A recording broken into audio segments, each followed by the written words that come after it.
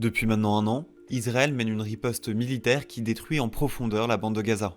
Après avoir analysé des images satellites sur cette période, on s'aperçoit qu'Israël installe également des infrastructures militaires et de défense dans l'enclave palestinienne, qu'il supervise la construction d'une jetée au large de Gaza, qu'il rase des bâtiments simplement parce qu'ils sont gênants, constituant ainsi un potentiel crime de guerre selon l'ONU. Bref, on s'aperçoit qu'Israël tente de redessiner l'enclave palestinienne, et ce, afin d'y assurer une présence permanente, selon plusieurs experts.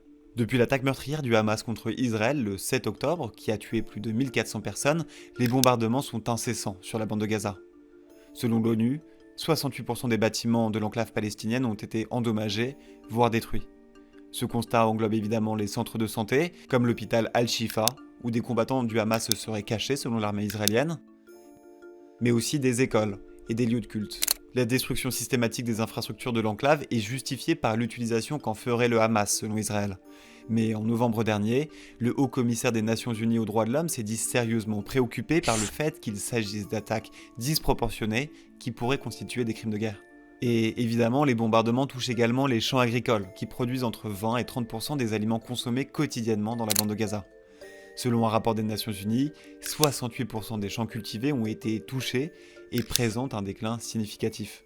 Les images satellites montrent la désolation qu'ont entraîné les bombardements. Ici, par exemple, à Gaza City, des quartiers entiers sont réduits en cendres. Ici, on voit des images de Deir el-Balah, une ville au centre de Gaza, à moitié détruite.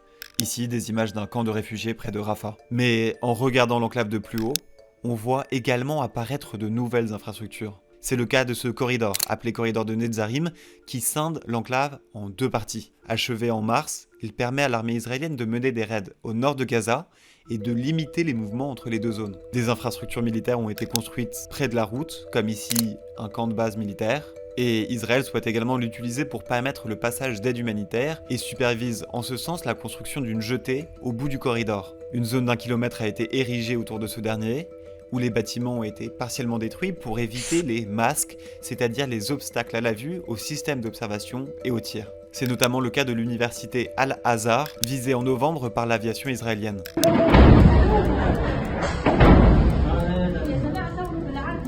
Un autre corridor est également créé en périphérie de Beit Hanoun, une cité du nord de l'enclave, et ce dernier mène directement dans Gaza City.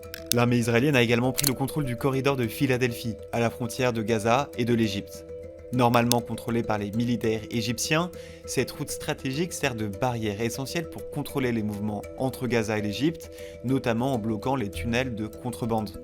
En parallèle, Israël a établi une zone tampon d'1 kilomètre de large entre les zones peuplées de Gaza et Israël. Cela représente l'équivalent de 16% de l'enclave et de plus de 35% des terres agricoles.